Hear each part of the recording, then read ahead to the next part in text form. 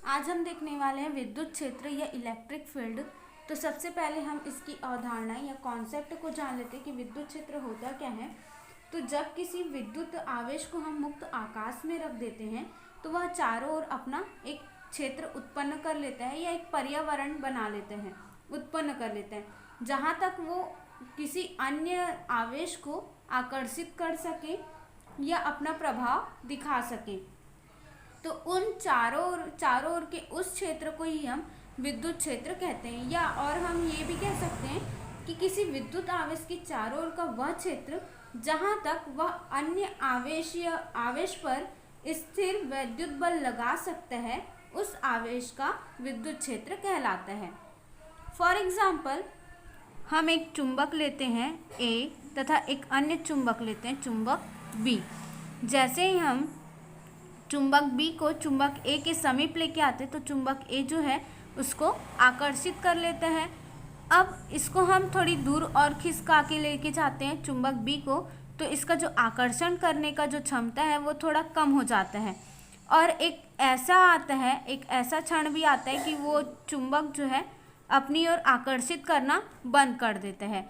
तो ये जो A का जो एक लिमिटेशन है वो इस एरिया तक ही वो क्या कर रहा था, चुंबकों को आकर्षित कर पा रहा था।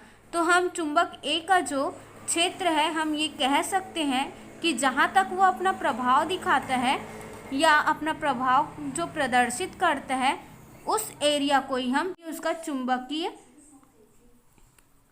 क्षेत्र कहलाएगा।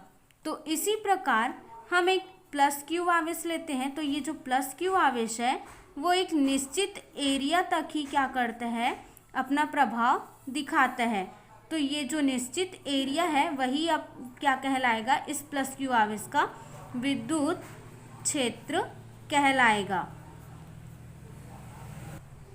तो हम कह सकते हैं कि किसी बिंदु पर स्थित एकांक धन आवेश, तो किसी बिंदु पर स्थित एकांक धन आवेश किसी अन्य आवेश के कारण, ये हमारा अन्य आवेश है, Q जो है हमारा अन्य आवेश है, तो इसके कारण यह जितने दूरी तक बल का अनुभव करेगा। माना किसी बिंदु पर रखा परीक्षण आवेश Q0 एक आवेश के कारण बल का अनुभव करता है, तब उस बिंदु पर विद्युत क्षेत्र E बराबर हो जाएगा F/Q0। तो हम कह सकते हैं किसी बिंदु पर विद्युत क्षेत्र उस बिंदु पर रखे परीक्षण आवेश पर लगने वाले बल और परीक्षण आवेश के मान के अनुपात के बराबर होता है। अब विद्युत क्षेत्र जो है एक सदिश राशि है। इसकी दिशा वह होती है जिसमें एकांक धनावेश पर बल लगता है। इसका SI मात्रक न्यूटन प्रति कूलाम है। इसके पश्चात हम देखते हैं बिंदु आवेश के कारण विद्युत क्षेत्र। तो माना किसी बिंदु O पर प्लस Q आवेश रखा है। तो माना कोई बिंदु O लेते हैं जिस पर प्लस Q आवेश रखा है। इस आवेश से r दूरी पर बिंदु P है। तो यहाँ से r दूरी पर हम एक अन्य बिंदु लेते हैं, बिंदु P, जिस पर विद्युत क्षेत्र हमें ज्ञात करना है।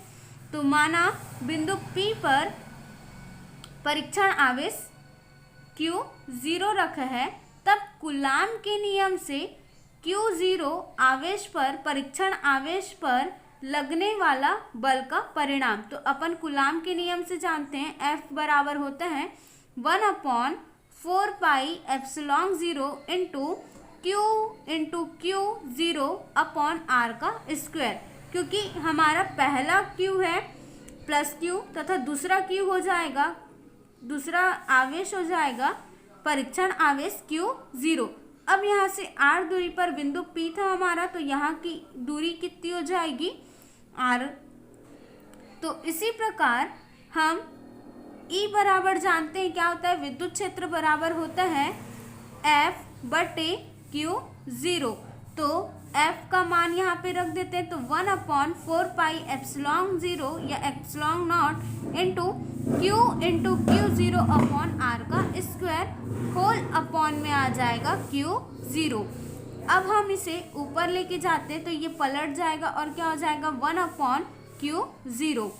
तो 1/4πε0 या epsilon not into Q1 into Q2, Q1 into Q2 की जगह आ जाएगा Q into Q0 upon R का स्क्वायर इंटू 1/Q0।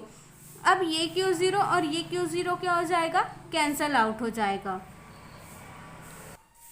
तब E बराबर 1/4πε0 इंटू Q अपॉन R का स्क्वायर हो जाएगा। तो हम कह सकते हैं कि किसी बिंदु आवेश के कारण विद्युत क्षेत्र E बराबर हो जाएगा 1/4πε0 इंटू Q अपॉन R के स्क्वायर के बराबर होगा। इसी प्रकार यदि हम इसे सदिश रूप में लेते हैं तो हो जाएगा E vector is equal to 1/4πε0 into Q upon R का square into R cap. R cap जो है वो O से P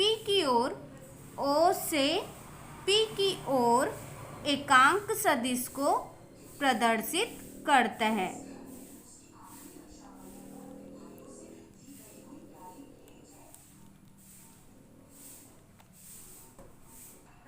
अब यदि K परावैद्युतांक माध्यम स्थित हो, यदि आवेश में K परावैद्युतांक माध्यम स्थित हो, तब E बराबर हो जाएगा 1/4πε0 into K into Q upon R का स्क्वायर।